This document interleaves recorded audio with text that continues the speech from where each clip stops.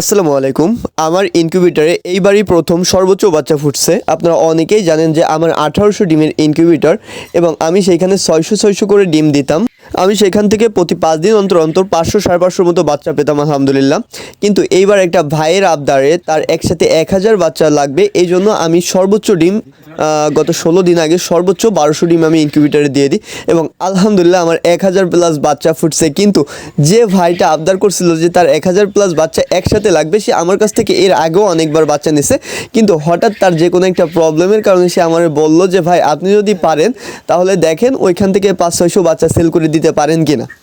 পরবর্তীতে আমার এখানে প্রচুর পরিমাণ চাহিদা হওয়ায় যে আমি বলছি যে এইখান থেকে আমি কিছু বাচ্চা সেল দিয়ে দিব, সাথে সাথে আমার 1200 ডিম দেওয়া ছিল কিন্তু 2700 অর্ডার আসলো। তো 2700 অর্ডার আসার কারণে আমি ওইখান থেকে আপনার 1000 প্লাস বাচ্চা বের হয়েছে এবং সেই বাচ্চাগুলো আমি যে ভাইটা চাইছিল 1000 প্লাস বাচ্চা যারা দিতে হবে তাকে দেওয়া বাদ দিয়ে তারে এক পিসও বাচ্চা দিতে পারিনি, কিন্তু এই বছর অন্য আশা বাইরে সবগুলো বাচ্চা ভাগ ভাগ করে দিয়ে দিছি। তো আসলে কাদের বাচ্চাগুলো দিলাম আর প্রচণ্ড পরিমাণ কাজের ব্যস্ততার কারণে আমি মনে করেন যে আপনাদের সাথে ভালোভাবে ভিডিওটা দিতে পারতেছি না, আপনাদের সাথে ভিডিও শেয়ার করতে পারতেছি না। তো আপনারা অনেকেই বলতেছেন যে ভাইয়া প্রতিনিয়ত ভিডিওটা দেন বা আমার ভিডিও আপনাদের কাছে ভালো লাগে, তো আপনারা অনেকেই ভিডিওটা চাচ্ছেন প্রতিনিয়ত, কিন্তু কাজের ব্যস্ততার কারণে ভিডিওটা দেওয়া হচ্ছে না। এখন আপনারা আবার ভাববেন যে এই খামার হচ্ছে এতটুকু, কিন্তু কি এত কাজের ব্যস্ততা, 3 বেলা 3 বার খাইতে দিলে তো হয়ে যায়।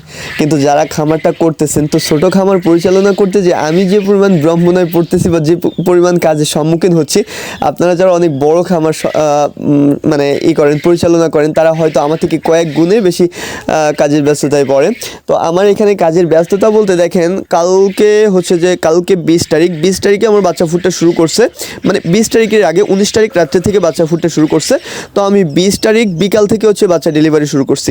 তো একজন 20 তারিখ বিকালে এসে বাচ্চা নিয়ে গেছে। আমার এখানের একটা ছোট ভাই, ওনারা 3 জন এসে প্রায় সন্ধ্যার দিকে মানে মাগরিবের পরপরই এসে, যেহেতু আমার বাচ্চাটা ফুটতে শুরু করছিল আপনার 19 তারিখ না 20 তারিখ রাত 2টার দিকে, মানে একদম রাত্রে ফুটতে শুরু করছিল, যার কারণে আমি ওই 20 তারিখই সন্ধ্যার দিকে বাচ্চাগুলো দেওয়ার চেষ্টা করছি, অন্তত 16-17 ঘন্টা ইনকিউবেটারে রেখে তারপরে বাচ্চা দেওয়ার চেষ্টা করছি।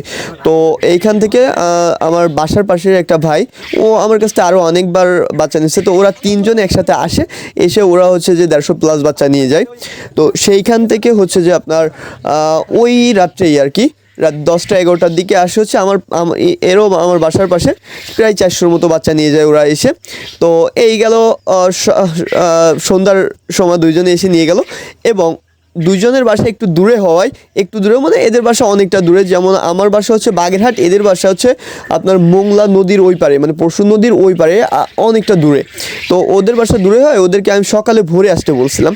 তো ভাইটা মোটরসাইকেল নিয়ে সকালে ভোরে চলে আসছিলেন, ভোরে বলতে 7টা 7:30টার দিকে চলে আসছেন উনি, যেহেতু ওনার বাসাটা একটু দূরে।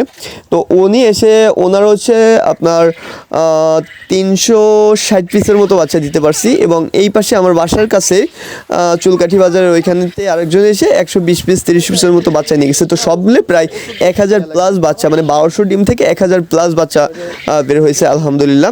এবং এইটা যে বাচ্চা ডেলিভারি গেল আপনার প্রায় 8টা পর্যন্ত, এই বাচ্চা মানে আজকে সকাল 8টা পর্যন্ত বাচ্চা ডেলিভারি দিলাম।